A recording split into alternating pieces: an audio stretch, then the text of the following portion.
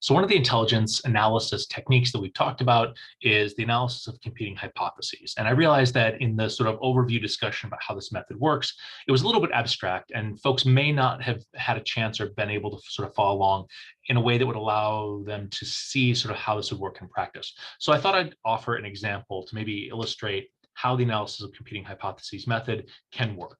So the case that I'm going to be using is from a book called The Thinker's Toolkit, which was written by Morgan D. Jones. And in it, Jones lays out this case that is used throughout the book as sort of an example of this bakery that has had ovens burning bread. And this investigator is called in to try to figure out why this is and what's going on. And there's a whole bunch of facts that are sort of laid out in the discussion of the case. And we could kind of talk through those and think about them. But there are really three hypotheses that immediately come to mind in terms of explanation. One is possible, it's possible that employees are engaging in sabotage. Another possibility is that maybe there's something wrong with the gauges on the ovens. The owner of the bakery called in a technician to look at the ovens, and the technician said, well, the gauges look fine, but it's also possible, you could have fluctuations in gas pressure, and that's why the ovens burned hotter than they normally would have. Maybe that accounts for it. And so what Morgan does is he sort of takes all of the data that we have so far and he organizes it around these three hypotheses. And so just as we talked about when we talked about the analysis of competing hypothesis method, we have our hypotheses across columns, across the top, and then we have our various bits of data or information that might be relevant for thinking about those hypotheses. And then we're filling in, and it tends to work pretty well, to work across with the rows.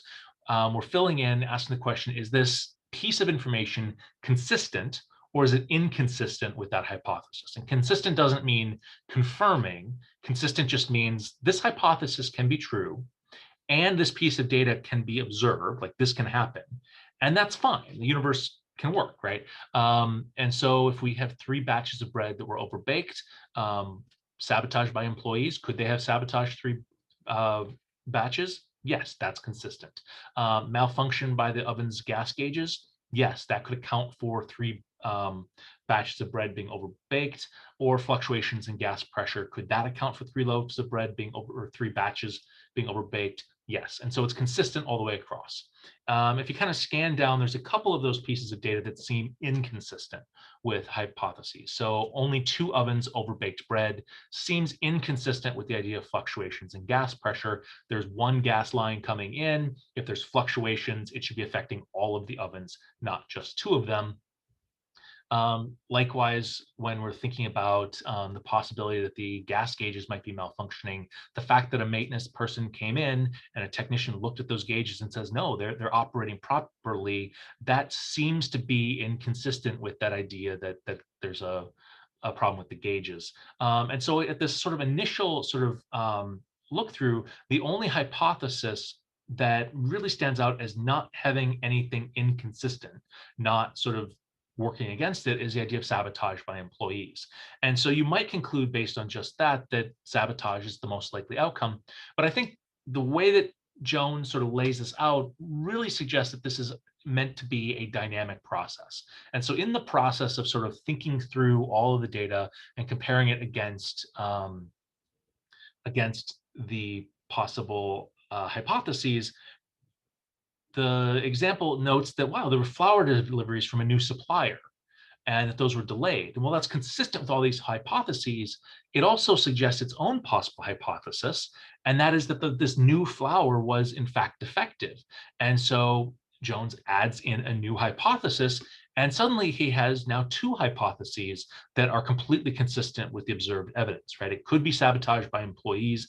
That's something that could fit with all the evidence. It could also be that the flour was just simply defective. And so when we're in that situation where we have 2 plausibly compelling hypotheses, we aren't sort of forced to just sort of throw up our hands and say, well, I don't know. We can then take the next step and say, well, what would be the kind of evidence that would help me to differentiate if it was sabotage or if the flour was defective?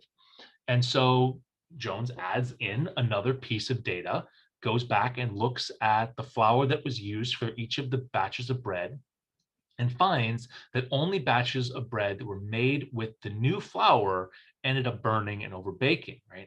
And that seems really strange, right? That wouldn't be something that would happen just with fluctuations of gas pressure. Gas doesn't know what kind of flour was used in the bread. Likewise, there's no link that could possibly make that pattern fit with the gas gauges in the oven.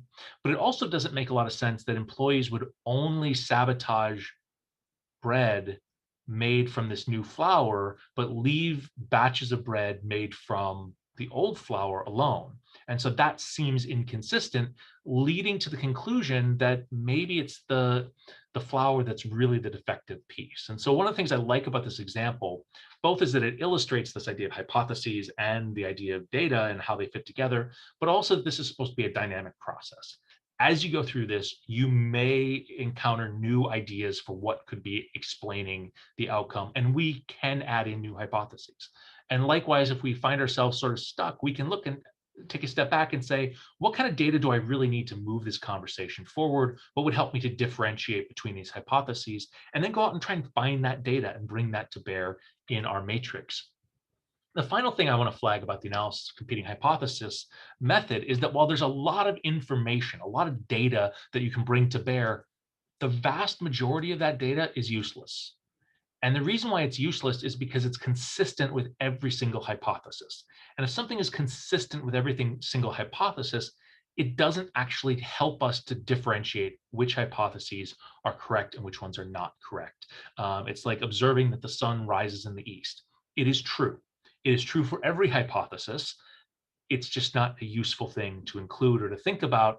And so Jones sort of highlights, like, we've got all these different pieces of information, but really it's these three different pieces of information highlighted in this matrix that really captures the critical information. It's that only 2 ovens were over baking bread, which helps us to rule out the fluctuations in gas pressure.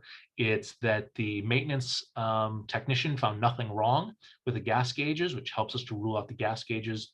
And it's the fact that it was really only certain batches of flour, bread made with certain batches of flour that overbaked, helps us to sort of rule out the sabotage possibility and draw the conclusion that really it was the flour that was behind everything. And so again, I hope that this is a way to kind of wrap your head around what this might look like and how this might work, and get a sense of how the analysis of competing hypotheses method could be used.